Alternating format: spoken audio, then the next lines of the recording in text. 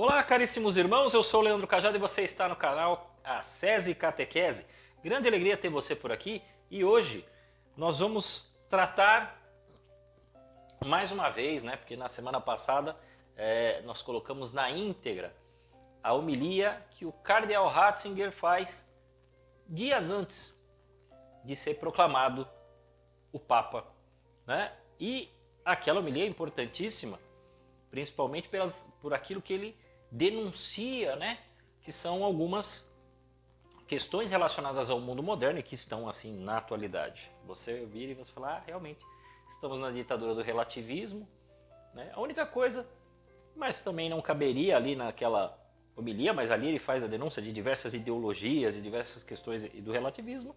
A única coisa é que ele talvez não contava ou não mencionou que o relativismo ele vem como relativismo e como ele se torna uma ditadura é que depois ele deixa de ser relativismo. Por quê?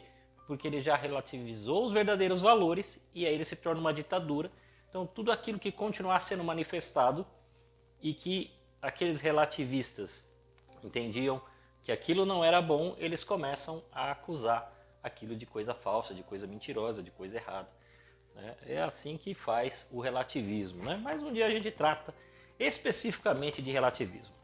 Hoje o que a gente vai falar do Papa Bento XVI, do seu período de pontificado, é do livro que ele escreveu. E por que ele escreveu, eu vou indicar para você. Bom, a edição que eu tenho aqui, eu tinha a primeira edição que veio para o Brasil, que veio pela editora Planeta. Vamos lá. Primeiro, eu achei muito estranho ter vindo pela editora Planeta. Mas, mais estranho do que ver a editora Planeta, é saber que você está aqui e ainda não se inscreveu no canal.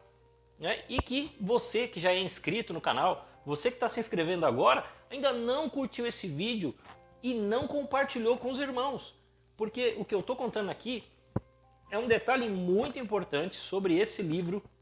Aliás, não era um livro, eram 3 livros que completava toda uma história. Talvez a história mais importante de nossas vidas, aquilo que é primordial para a nossa fé. E eu conto com você, que você ajude aí o canal, se inscreva e nos acompanhe aí. Tem vídeo todo dia, por enquanto. E pelo menos semanalmente eu trago alguma coisa assim, alguma análise de livro, alguma indicação, alguma meditação, algum áudio, para que você possa complementar e crescer na fé. Pois bem, quando vieram os livros Jesus de Nazaré, por isso que eu falei que é a coisa mais importante, eu fiquei um pouco surpreso, eu achei esquisito. Falei, mas espera aí, o Papa Bento é o Papa. Este livro tinha que vir para uma editora católica. Então assim, me bateu, Na época ainda não tinha essas editoras novas, Até teve uma editora nova que lançou todas as homilias, do Papa Bento, com a história da vida dele, muito legal. Mas assim, você não tinha Eclese, você não tinha, você tinha algumas mais tradicionais, como por exemplo a editora Permanência, mas não é a linha da Permanência fazer isso, Então eu não esperava. Mas aquelas editoras assim mais populares que já tinha naquela época, como por exemplo Paulinas, Paulos, própria Canção Nova, o negócio saiu pela Planeta e eu sempre via coisas saindo pela editora Planeta, porque assim, eu sempre fui muito de ler, de ler livro, de ler revista, sempre que tinha revista, li muito gibi e tudo mais. Então eu ia muito nas feiras do livro, aquela Bienal do livro, Hoje em dia até foi menos, teve uma recente, acabei não indo, achei que ia ser em agosto, anteciparam. E aí, chego lá, puxa, pela Planeta, que estranho, o Planeta sempre teve fama de lançar livro Nova Era, Uns negócios meio esotéricos. Os caras se interessaram e lançaram os livros do Papa. Um detalhe interessante, eles não lançaram, eu não sei se eles lançaram na ordem certa e depois organizaram aqui, mas a primeira edição que veio, que eles vieram em 3 volumes, e foi assim mesmo que o Papa Bento escreveu. O primeiro volume que veio no Brasil, ainda que ele seja o segundo, é Do Batismo do Jordão à Transfiguração. Então mostra a vida pública de Jesus, né? Tudo aquilo que é da vida pública dele, depois de batizado, os milagres e tudo mais, até a transfiguração. Porque depois vai vir da entrada de Jerusalém até a ressurreição, que foi o segundo livro que veio para o Brasil. Então eles lançaram dessa maneira. E por fim, eles lançaram A Infância de Jesus, que é um livro menorzinho, né? Só que eu achava estranha a ordem que veio, mas ok. Talvez deve ter sido uma decisão editorial. Por quê? Porque eles entenderam que se lançasse primeiro A Infância de Jesus, talvez não teria o mesmo impacto do que falar da vida pública de Jesus. Por que que o Papa escreveu esse livro? Olha, todas as motivações a gente não sabe, mas em algumas homilias, um pouco antes dele prometer lançar os livros, ele já mencionava que uma das coisas que ele percebeu na postura dos católicos, né, dos fiéis, era uma perda, olha isso, uma perda no fiel da noção da divindade de Jesus. Não é que as pessoas não veem que Jesus é sagrado, é importante. Assim, indo na mesma linha daquela homilia que você ouviu semana passada, se você não ouviu, tá aí no canal, procure aí, tá aí. É como se ele visse assim, olha, os católicos estão indo no embalo do mundão. O mundão tem um certo respeito por Jesus, mas não crê que Jesus é Deus. E nós, os fiéis, estamos perdendo essa dimensão de que Jesus é Deus.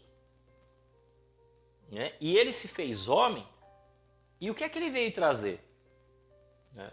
O que é que ele veio trazer para nós? Aí algumas pessoas pensam, ele veio trazer cura, milagre, ele veio fazer isso, fazer aquilo. Então as pessoas começam a se perder. O que ele veio trazer? Né? Ele se fez homem, mas o que ele veio trazer para nós? Salvação, tá, mas nessa salvação tem o quê? Então as pessoas ficam meio confusas. E aí a resposta dele é tão legal e tão simples que parece brincadeira. Ele fala, não, Jesus veio trazer Deus. Ele veio se apresentar como Deus e trazer o Pai. E depois ainda traz o Espírito Santo, que a igreja mesmo já promete. Então, quer dizer, ele veio trazer Deus na sua totalidade, veio se apresentar, dizer quem ele é. Né? Veio trazer Deus. Essa resposta, ao mesmo tempo que nos parece tão simples, ela é impactante em nossas vidas. Porque talvez você ficou esperando assim que Jesus viesse trazer a salvação, por isso ia trazer cura, então ninguém mais ia ficar doente. Não, peraí. Jesus manteve, mesmo com a sua presença humana e divina, nesta terra. Ele veio trazer Deus e ainda livremente ainda quer ser amado. Quer dizer, ele veio reforçar a mensagem que Deus já tinha trazido pelos seus profetas, né, pelos seus reis. E isto se torna evidente na figura de Jesus. Então, ele faz questão de escrever esses livros exatamente para aprofundar passagens. Tem um negócio sensacional, é no volume 2. Eu não lembro agora o nome e não fiz a lição de casa. Do judeu que ele menciona, que é um amigo dele, e que o cara começa a ler, né, e ele escreveu um livro, Conversações com Jesus, né, ele começa a ler a Jesus no monte mencionando as bem-aventuranças, quer dizer, Mateus capítulo 5. E ele se impressiona com as palavras, com a autoridade, e ele vai dizendo assim, nossa, percebo o quão a autoridade que você tem é muito grande. E ao ouvir as bem-aventuranças, percebo que você elevou, né, vou botar um termo muito atual, assim, elevou o patamar dos 10 mandamentos, porque isso é muito superior aos mandamentos. Olha isso. E é mesmo. E ele fica impressionado com as palavras dele e fala, e aqui eu sou obrigado a concordar contigo, isto é ainda maior. Só que ele fala assim, porém, eu não posso aceitar 100%. Porque você não se apresenta como um novo Moisés, né? Eu vejo a postura de Moisés em você, na qual você estabelece os novos mandamentos, né? Ele faz esse paralelo dos 10 mandamentos com as bem-aventuranças, tá? Mas você não se apresenta apenas como Moisés.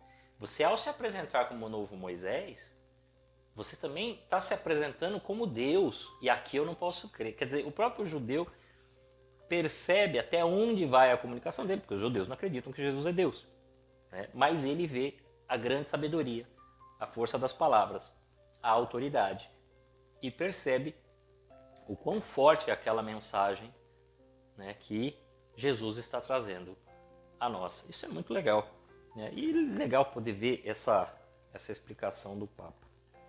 Para completar, uma outra coisa que o Papa Bento escreveu era para acabar com uma polêmica por conta de uma teologia, que a gente chama de teologia ou, né, histórico-crítica. Ela é uma politização, vamos facilitar a coisa, ela é uma politização da Sagrada Escritura e ela torna aquilo que Jesus fez, Jesus disse, Jesus curou e tudo mais da seguinte maneira. Eles pegam e fazem uma separação, né? Ah, não, nós precisamos separar por quê? Porque existe o Cristo da fé e o Jesus histórico. O Jesus histórico não pode ter feito do jeito escrito direitinho, como está na Bíblia, porque aí é muito mágico, é uma linguagem meio mítica, né? Os apóstolos, né, tinham ainda essa visão meio greco-romana, meio mítico, meio... Então, tudo isso daí é muita lenda, tem muito conto da carochinha, é mais ou menos isso que eles pensavam. E aí começa a fazer essa ideia. Ah, isso aqui é o Cristo histórico. Ah, não, esse negócio de curou, né, levantou. Não, isso aqui é o Cristo da fé. Provavelmente, né, quando fala que curou o endemoniado, era uma pessoa que estava com problema psicológico. Então, tudo fica reduzido a um materialismo, né? E aí você deixa de crer em Jesus e você começa simplesmente a achar que era um homem muito bom, que foi lá, né, trouxe umas palavras boas, deu algumas orientações, mas não ressuscitou, não curou. Porque você não fica vendo, o que as pessoas ficam falando aí de cura, que as pessoas foi curada, teve milagre. Não, nada disso. O que tem nesses cultos, nesses encontros, né, nessas missas, às vezes é uma catarse emocional. Então é um povo muito afetado. É mais ou menos assim que esses teólogos católicos e protestantes pensam de você quando você menciona que teve milagre onde você estava, que aconteceu cura. Eles acham que você é meio retardado, né? Então, quando você começar a ouvir essas coisas, já sabe que você precisa banir esse tipo de ideólogo, porque é assim que pensa esse pessoal. O que o Papa Bento queria, né? Depois dessa crítica toda? O que o Papa Bento queria? Ele queria simplesmente acabar com essa polêmica e dizer assim, não. O Cristo histórico é o Cristo da fé. Ele é Deus, ele ressuscitou, ele fez o bem, ele trouxe Deus para nós e ao trazer Deus para nós trouxe e nos renovou a esperança, porque também ele nos trouxe a igreja, seus apóstolos, e nós devemos crer na sua palavra porque sim, ele fez os milagres, fez as curas e ele está conosco com a sua igreja e na Eucaristia.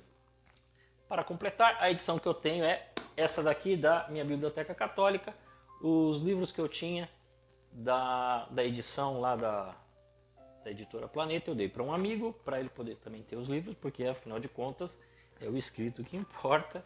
E eu falei, agora eu tenho uma edição, vou doar o livro para um amigo. Tá bom? A todos vocês, que Deus os guarde.